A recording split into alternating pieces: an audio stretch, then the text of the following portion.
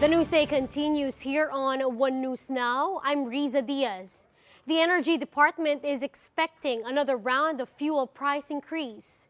To tell us more about this, Faith Del Mundo is joining us via Zoom this afternoon. Faith, can you tell us the latest? Yes, Riza, all companies are expected to impose another price increase on fuel products next week. But authorities say supply is not a problem in the country. In today's Laging Handa briefing, Attorney Rino Abad of the Energy Department's Oil Industry Management Bureau said the hike is due to a large increase in the import cost of petroleum products. He added that there is no clear indication that fuel prices will go down just yet, especially amid the ongoing conflict between Russia and Ukraine, combined with sanctions and other countries and unions. Based on the latest monitoring of the DOE, the current domestic supply of petroleum products could last 40 days in the average. Abad also noted that most oil firms in the country like Caltex, Shell, and Phoenix are capable of trading in other countries. With this, the DOE said they are not expecting a global crisis yet, but there will definitely be a tightening of supply. For its part, the agency held an emergency meeting with oil firms to talk about the Pantawid Pasada and fuel discount programs. The DOE also ensures that oil companies are complying with the minimum inventory requirement. Riza NEDA Undersecretary Rosemary Edilon, meanwhile, emphasizes the benefits of eased COVID-19 restrictions. She says NCR shift to COVID-19 alert level 1 will most likely help the economy catch up and cushion the price hike on fuel and commodities. Riza? Thank you for those updates. That's Faith Del Mundo reporting from Quezon City.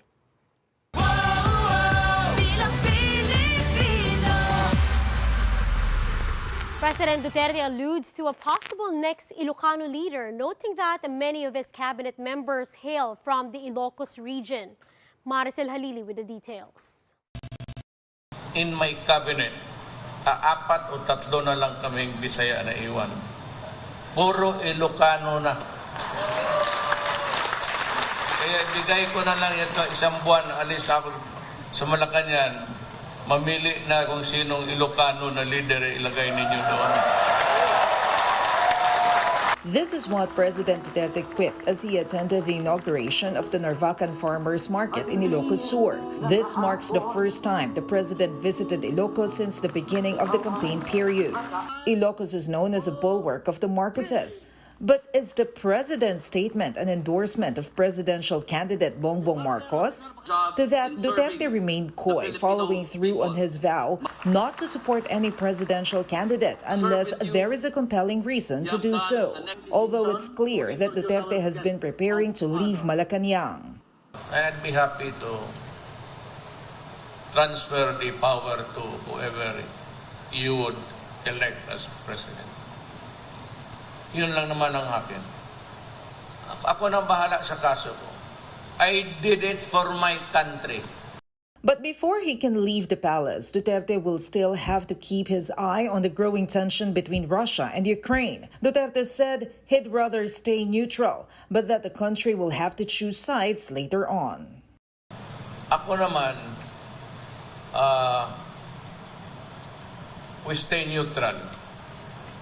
But reality tells me that in the end, we'll just have to select which side we would be. He added that the main priority right now is to avoid the usage of nuclear bombs by any country. I just pray to God that this will not really go out of na pag hindi ito na-control, delikado ang mundo. Once they start to push the button of nuclear warheads or nuclear bomb, or sabi nga ng isang commentator, it will melt the world. The president also confirmed that he and other ASEAN leaders were invited by U.S. President Joe Biden for a meeting in Washington, D.C. on March 28, but he has yet to announce if he will be attending. For News 5, Maricel Halili, We Are One News. We'll be back with more stories after the break. Keep it here on One News.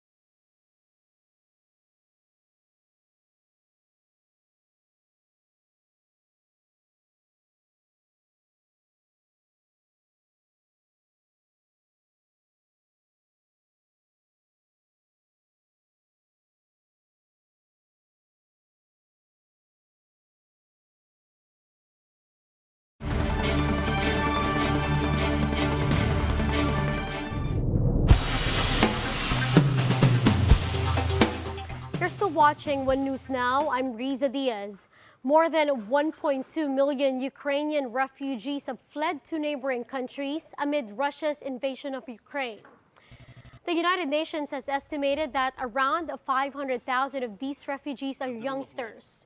The UN Refugee Agency said there are still many on the move and highlighted that there are possibly equal numbers still in Ukraine that have been displaced. Meanwhile, most Ukrainians have crossed into Poland while others have gone to Hungary, Moldova, Slovakia, and other European countries. The UN also reported some thousands of people fleeing to Russia.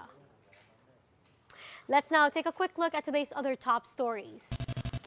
President Duterte has signed into law a measure that eases several restrictions on foreign investment to help the economy. Under the new law, the investors are allowed to set up and have full ownership of small to medium-sized businesses. Meanwhile, the Social Security system says all of its over 280 branches nationwide will be operating at 100% capacity. This is to address the influx of members and claimants flocking to some SSS offices, particularly in Quezon City. And prices of petroleum products are seen to shoot up big time for the 10th straight week. UNIL projects that the prices of diesel would increase by up to 5 pesos and 50 centavos per liter, while gasoline is expected to rise by up to 3 pesos and 50 centavos. Now, for more updates, visit News 5, The Philippine Star, and Business World Online. Visit our website, onenews.ph, for more in-depth analysis. You can also catch One News on Signal Play app. Register for a free account now at www.signalplay.com and stream One News live anytime, anywhere. I'm Riza Diaz. Mask on, wash hands, and stay safe, Philippines. We are One News.